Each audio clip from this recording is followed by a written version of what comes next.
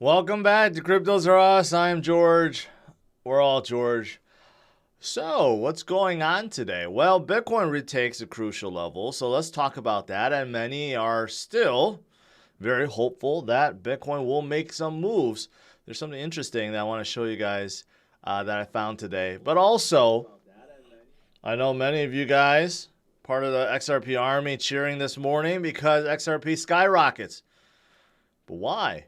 Well, let's discuss.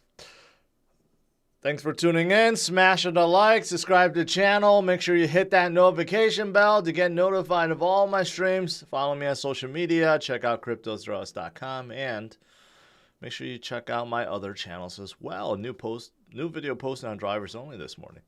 All right, welcome, guys. Look at this. Bitcoin back above 20,000. That's what we want to see. We were a little bit below. People were getting fearful once again, right? But I've been telling you guys the holders are strong, pushing Bitcoin right back up above 20,000. And right now, that's where we stand. So we've been hovering here for a little bit. But let's see. Let's see how this new week will be. Last week was absolutely disastrous for U.S. markets, right? And just not good overall everywhere around the world. But Bitcoin held strong around 20,000. So that is fantastic. And there are many that are still saying, you know what? Don't give up on Bitcoin. Besides me, so many.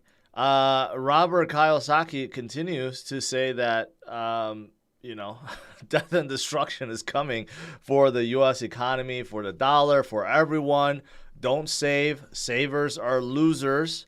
Right? And he tells everyone to go buy and invest in real money, which include gold, silver, and Bitcoin. Yes, and he also believes real inflation is at 16%, not 7% or not 8%, whatever CPI says, right? And you know what? I don't know about gold and silver, but I do definitely agree with Bitcoin. So, yeah, we still have a lot of support, a lot of people that believe in something better, believe in something that's not controlled by the Fed or U.S. government or any governments around the world, and that's Bitcoin, something that can't just be inflated by 4 trillion or 5 trillion, whatever the trillion is within the last few years, right? And also, this is a gentle reminder of if we do have death and destruction of the U.S. dollar and U.S. financial system, we may end up like this, where $1 can be changed for 800,000 bolivars from Venezuela. That's what happens after you have hyperinflation, when basically the paper that the money is printed on is worth nothing, right? So hopefully this never, ever happens. Just a reminder. And also, you have Michael Saylor, of course, not giving up and saying that, you know what? Bitcoin is the best property that us commoners, right, can buy and hold and pass on.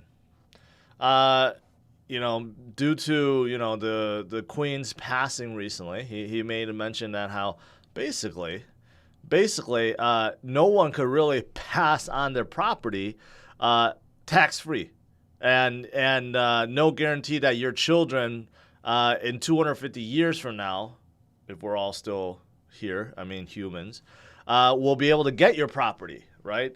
Unless you're royalty or you own Bitcoin. So, I mean, that's kind of true. You can always pass on your Bitcoin, right? But whoever the first cashes out will have to pay those taxes.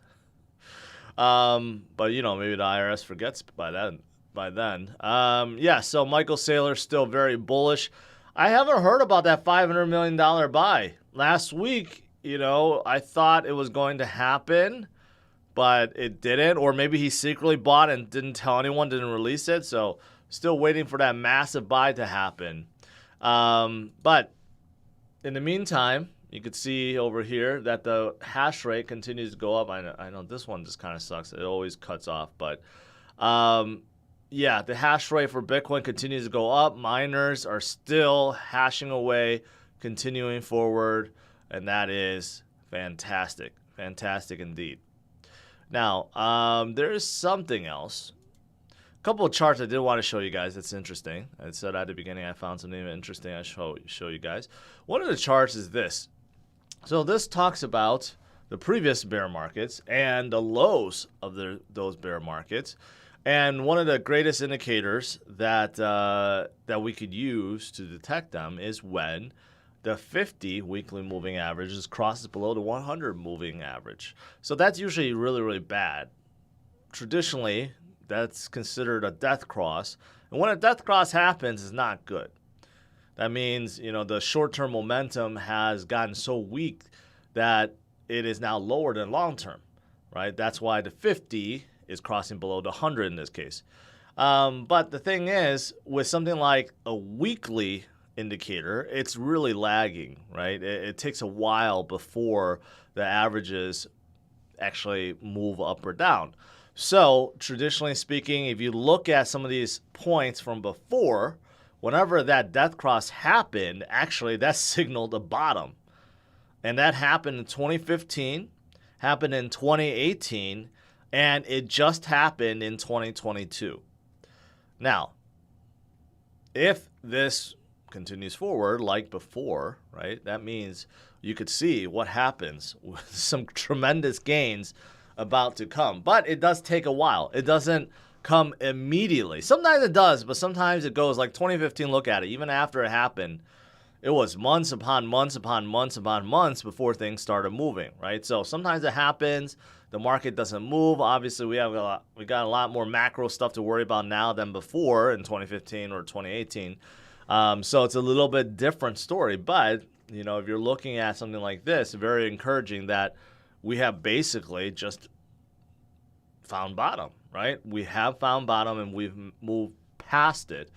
And this article also talks about, well, what does that mean afterwards? Well, if you look at those bottom marks, right, and then you look at basically a year from then, okay, from that bottom, traditionally speaking, Bitcoin goes up about 100 plus percent.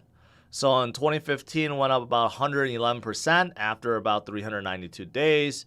In 2018, it went up about 104% after 294 days. So if we're taking an average, and let's say we go from here 343 days, roughly a year from now, which would put us in August of 2023, right? So we got one full year. And if we do go up 100%, well, that would put Bitcoin right back up to $41,000, which is a much better place than we are now, right? But, that's just something that could happen. Maybe it happens sooner. Maybe it happens later. Hopefully not later. But just something interesting I want to show you guys. If we're following previous history, that may be what we have to look forward to. Okay, so if we do have to wait a full year, right? I know it's not what some of you guys want to hear. You don't want to hear that we have to wait a full year just to get back to 40,000. But keep in mind, things tend to move unexpectedly at times. Because if you look at 2018 and 2019, even though it was at 104% after 1 year, but prior to that, it actually shot up quite a bit. I remember Bitcoin going from 3,000 to 14,000 like really, really, really quickly, right? Really quickly before it settled down back around like 8,000 or 9,000. Then we continue forward. So just to show you guys what could be coming. Of course, a lot of people do think this already because the next halving event is 2024. So a lot of people think 2023, we're just going to go sideways until we get into 2024 when then things really move forward, right? So yeah, just something interesting to look at. But, something else that's interesting to look at is this. All those previous bottoms that we talked about or we just looked at, right? We are more oversold than both of those bottoms. So this is looking at the monthly RSI. And you could see the monthly RSI has never dipped below that 43 mark. You could see the red line, okay? That was the 2014-2015 bottom, the 2018-2019 bottom. I just showed you guys. Bitcoin RSI level never went below. But guess where we are? We're below that right now. So technically speaking, Bitcoin is the most oversold right now on the monthly scale than it has ever been in its history. So that's pretty encouraging to think about, right? So if you're looking for an indicator of like when to buy, like this is a pretty good indicator, all things considering. All right, so those are things I want to start out with Bitcoin. So don't give up hope. Stay strong, stay focused, have patience. It may take a while before full recovery, but Bitcoin is still strong and getting stronger. All right, now as for what a lot of you guys tune in for is like XRP. If you look at CMC today, we have a decent recovery today, about almost 3%, 2.5%. Bitcoin's up a little bit. Ethereum finally is turning green again. And then you have several others going up, including Cardano making 5% gains, and Doge and Solana, and everything's going up, right? But XRP up 10%. I don't recall last time XRP was up 10%. It was years upon years. So it's been a while. So I was looking into it. Why is XRP going up all of a sudden? If you go down the list, there are several others that are going up as well, but none as good as XRP today. ApeCoin is up 7%. Several others.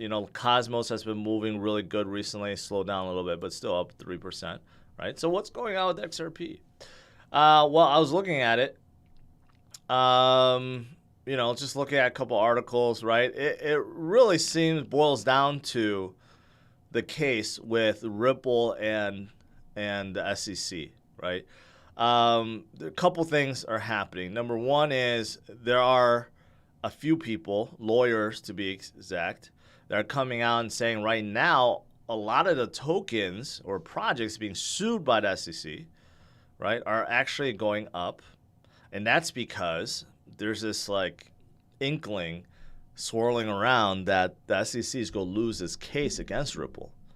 Right now, in terms of the case itself, I haven't heard of any other new developments that have really pointed in that direction, pointed towards the fact that Ripple may be winning. But it does seem like, based on what has happened already, it does seem like Ripple is on the right path and the SEC is on the wrong path. Basically, SEC is denying every motion, trying to deny giving evidence about Ethereum being commodity and all this, and SEC is really trying to jump through everything to try to prevent Ripple from winning. So there's that. So I think a lot of people are just encouraged by it. And then also there is another third party, Chamber of Digital Commerce, which is a third party. It seems like it's an official agency of the U.S. government, but it's really not. It's an independent pro-blockchain association.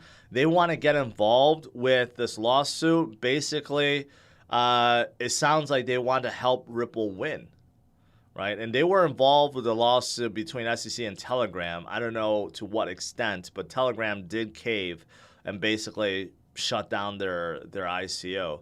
But it seems like a lot of people are applauding this because they think Chamber of Digital Commerce will help this lawsuit as well. And there's something in here about how the Chamber of Digital Commerce wants to separate what a digital asset is and the transaction of a digital asset, which I think basically is saying that there's a difference between the ledger, the XRP ledger, and XRP tokens. So they're kind of like two separate things. So this also, I think, maybe has some people excited about the prospect of SEC losing. All right, so there's that. And then, I don't know, other good things. XRP wallet addresses soar past 4.3 million as on-chain activities see remarkable boost. So fundamentals of XRP getting stronger too. Okay, so yeah, there's that. So, and plus, you guys know me. I've been showing my educational video more so recently than ever, and I do think it's been spurring up conversations, getting people more active, because they're fascinated by it after watching my video. So maybe the third reason or fourth reason is because of my video. But yeah, so that's why XRP is going up today. All right. Now, what else is there? Just a couple other things. Binance, a couple of Binance news. Binance partners with Ukrainian supermarket chain to accept crypto.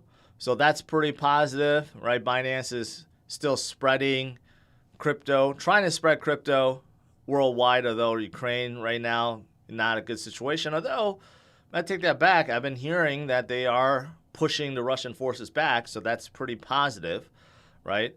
But the country, at least the west side of the country, is totally devastated. So hopefully there's a resolution soon. Yeah, so hopefully for that. But, Binance is making inroads. And Binance also, with the recent Helium upgrade and this whole thing about moving Solana, and they have this new token mobile, right? Binance didn't know how to handle it. So basically they were treating mobile tokens as HNT tokens. So whoever deposited mobile, they gave back HNT, and HNT is worth more than mobile. So people took advantage of it and pocketed like $19 million or $19 million worth of HNT that didn't belong to them. But Binance fixed that now, and that's it. That's it. All right. That's pretty much it. Today's an overall, I like to say good day. It's a recovery day. Most things are in green. We need to see the crypto market cap get right back up to $1 trillion, right? Then last week was all for nothing. We could just forget about the badness, right? Because last week, yes, we had a bad week, and we dropped below $1 trillion, right? But looks like the market wants to recover. People are strong. People don't want to give up. No one wants to give up at this point, right? But there's just a lot of headwinds right now, a lot of fear out there. But sticking with Bitcoin is the right choice. All right, let's do some Q&A.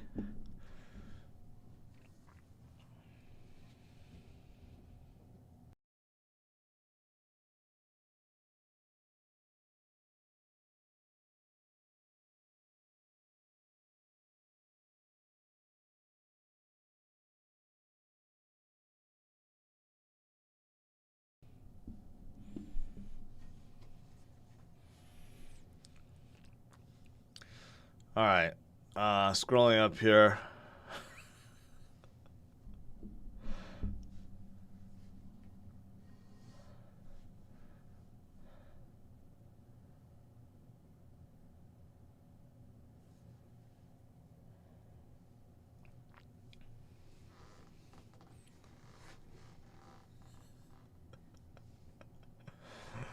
Oh, a lot of infighting about XRP right now that I'm reading. People love that educational video, really. All right. Saeed asked about ICP. Also, better chance for ICP or Cadena. ICP had a rough start. They got too hyped up by all the exchanges. And ICP does seem a lot more centralized than many other crypto projects. So ICP, I'm not fond of. I'm just more neutral on. I much rather hold Cadena than ICP.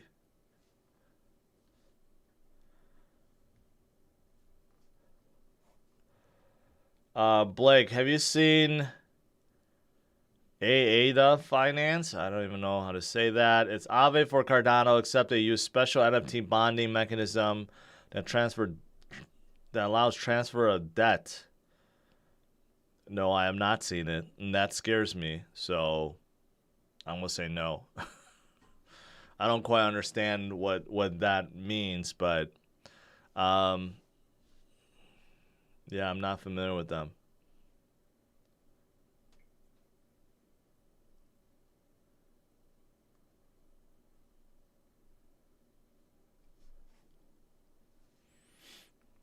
Thoughts on Celo, a layer 1 EVM compatible.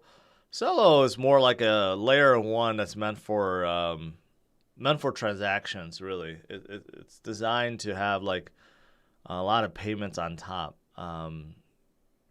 So I haven't checked them out recently. Where are they at? They're well backed. I remember, well backed. But yeah, they're really into payments, and I guess they're holding on. You know, under 400 million market cap. They're small cap right now. But you know, I never really pay that close attention to them because I see them more of like a niche. Even though they're layer one, they could go well beyond that. But that's kind of like the concentration. So.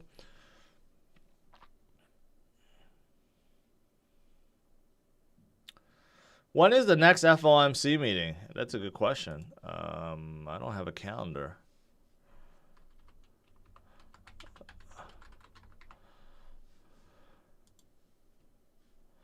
The next one will be the 20th and 21st. So 20th will be what? Yeah, will be Wednesday. So next week will be interesting. Wednesday will be interesting.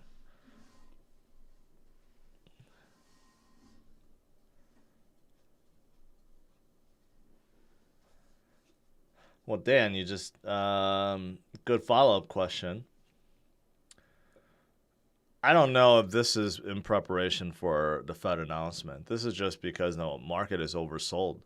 Why would you not take advantage of cheap Bitcoin and cheap crypto, right? I don't think this is anticipation. If Wednesday comes out at 75 basis points, the market's not going to really rally because of it. It would rally if it was a 50 basis point hike, which unlikely at this point since the CPI number was bad. I think it's also unlikely to be 100 basis points, which will crash the market. So I think overall, this week will probably be more sideways than anything, but we'll probably see a good recovery for Bitcoin or in crypto because they're both just oversold. Robert, thank you.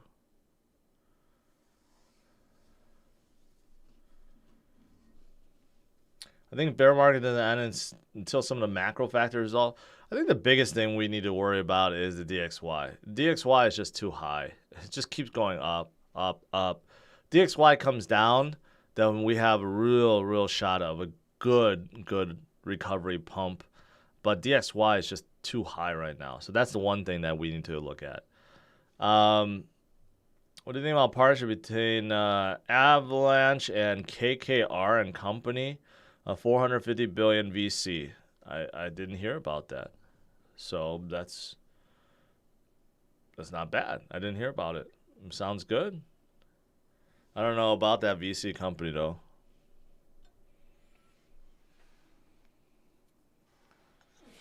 Someone says KKR is a solid compounder if you're looking for something to add in your stock portfolio. I'll look into it. I've never heard of KKR before.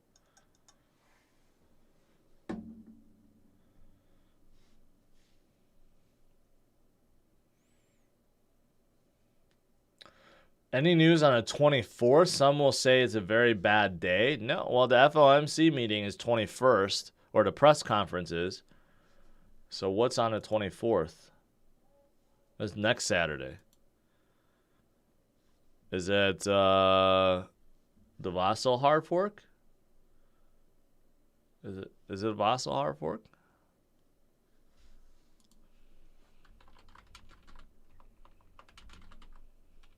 No, Vassal hard fork is the 22nd. So I don't know what you're talking about in terms of the 24th.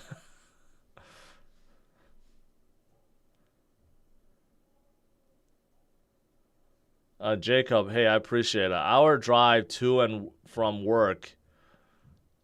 I don't miss those days. Yesterday I had to go to like kind of like a dinner downtown, and there was so much traffic. We were in the car for like 2 hours getting there. It like drove me crazy.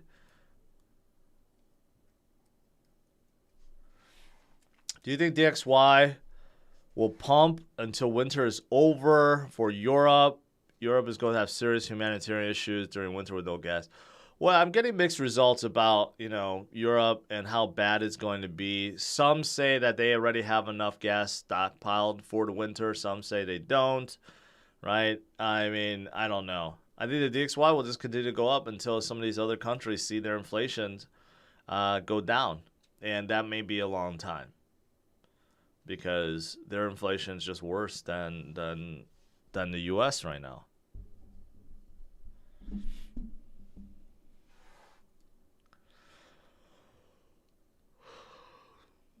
Dan, do you think proof of work? Yeah. When would it happen? Dan, your questions are too like loaded, man. You like try to jam pack like 4 questions into one. Yeah, so I'm just gonna answer a couple of them. One is yes, I do think it's good. You've been watching me. I've been saying it's good, so you don't need me to explain that further. And when will the flipping happen? Probably, I don't know. Like I would say the flipping probably won't happen until another cycle or so. Every cycle, Ethereum gets closer and closer. And when we go through altcoin season, then altcoins like Ethereum really moves. So I would say another cycle or so, probably in another 4 years, probably something like that. If Ethereum can continue to move forward and layer in scaling and continue to keep the dApps on board and NFTs and everything else, the tokenizations on Ethereum, it could happen. Once upon a time, I thought that couldn't be, but no, I think it could happen. But they have to execute really well within the next 4 years. They can't sit idle.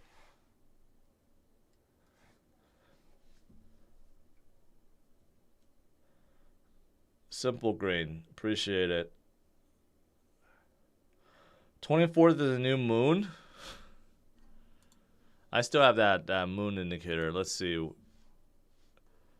All right, so where's that? 4 seasons. Is it the autumn? Oh, yeah, it's the autumn equinox. Man, so I guess that's the reason why for the 24th.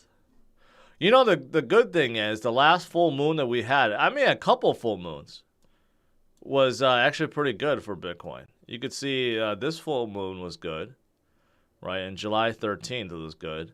And then the one we just had, was also good, right? But I don't know about this autumn equinox. Just for fun, let's see what happened during the last autumn equinox.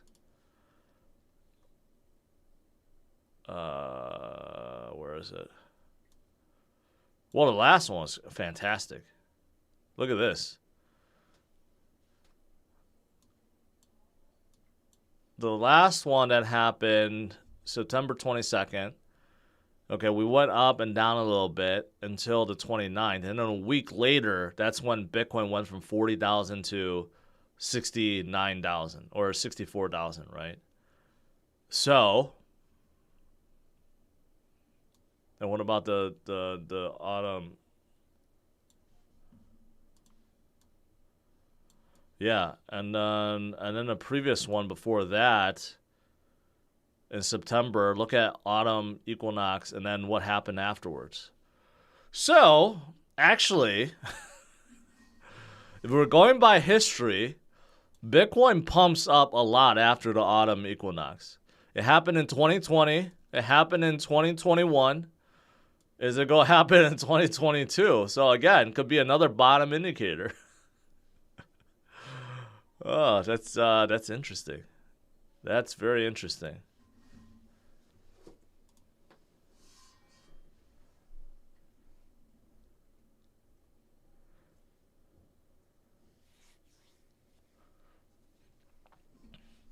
I heard the other day, due to the high hash rate, we could expect the next halving in Q3, Q4 of 2023. Probably not. Probably not. Difficulty adjust to kind of prevent that from happening so you don't have halving events come too quickly. Still, it's too far out to kind of anticipate that.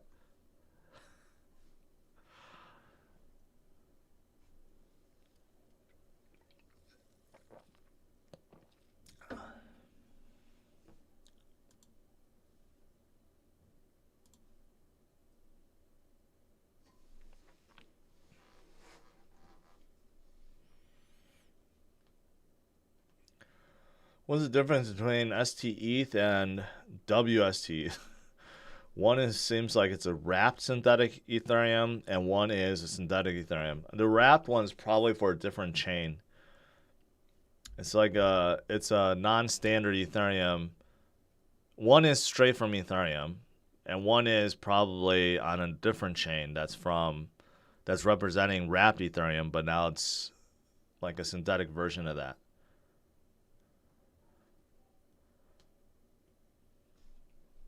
You think altcoins with no max supply will succeed long term? Yes. There's nothing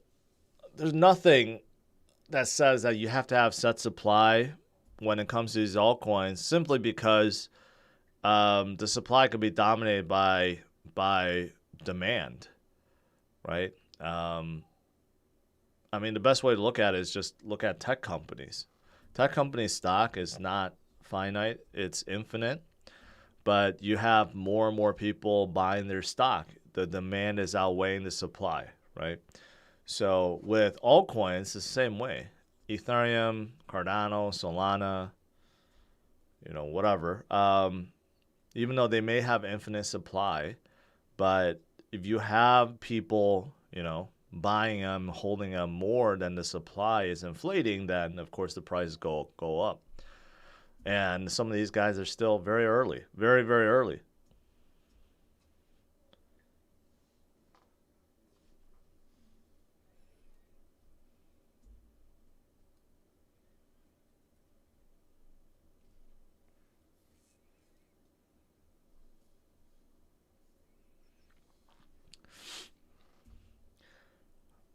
Coin Tengo. Yeah, the hash rate is going up. And I just showed the hash rate is at all-time high, but the difficulty adjusts every 2 weeks to compensate for that. So that's the beauty of Bitcoin's network. So it's never going to be like, okay, the hash rate is so high, okay, we're going to have the next halving event in a year. It will never happen because difficulty will just keep adjusting and make sure that that won't happen. So can it be early? We have seen halving events be like off by like a month or so. But to be off by like a half month or a year, no, we have never seen that before. So that's the beauty of the network. It adjusts. Eduardo, appreciate it.